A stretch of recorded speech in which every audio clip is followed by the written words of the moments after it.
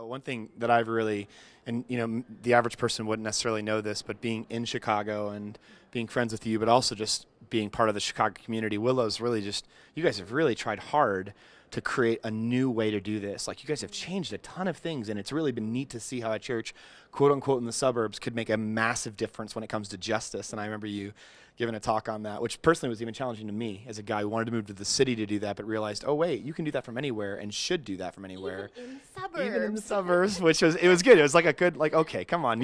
So when you think about that change and taking a church like Willow, which was obviously such a massive and what great church that brought people to Christ, and turning that to focus on issues of justice and social stuff. Talk about that whole idea of how do you go about changing a church like that?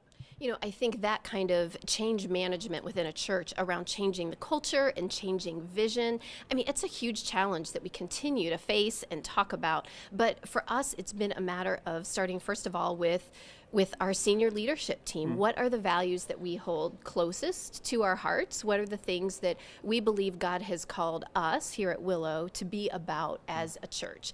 And then from that standpoint, then bleeding down of what are the ways that we want to influence? What are the areas that we really want to push on? What are the areas that we feel like may not be the most popular stance, but God is calling us as a church to speak out against it, even though it may not be the most popular stance? And for us, a lot of that has come down to really just the belief that all people matter to God. And it does not matter of your ethnicity. It does not matter of your socioeconomic status. It does not matter of your immigration status. It's all people matter to God. So how do we help influence our culture that not only is that spoken from the stage, but the people in our congregation live that out as well?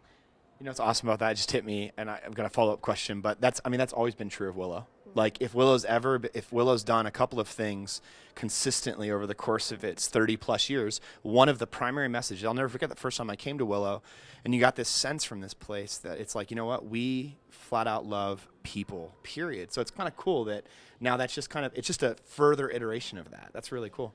So as you've gone about leading that change, what are some lessons you've learned just that you would share with some leaders out there that are saying, that's me, I'm like in that moment right now? What are some good tidbits that you give us? I would say, first of all, anytime you're trying to lead a change of that regard, you're always going to have people who are angry.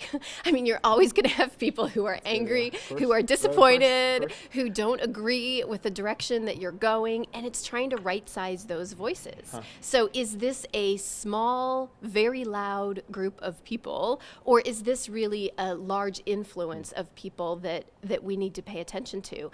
And it's been a reminder for me how much of change management really happens over a cup of coffee and one-on-one conversations that's really about getting to the heart of the matter, helping someone to understand your own heart in it, and let's talk about what the Bible says about this. Let's talk about who we want to be as a church, because I think so quickly the conversations can turn to extremes of kind of polar opposites of you think the church should be this and I think the church should be that, but sitting down over coffee together and trying to figure out, now, what do we agree on? What really is the common ground, and how much of change really has to happen just through one-on-one relationships and really building trust with people.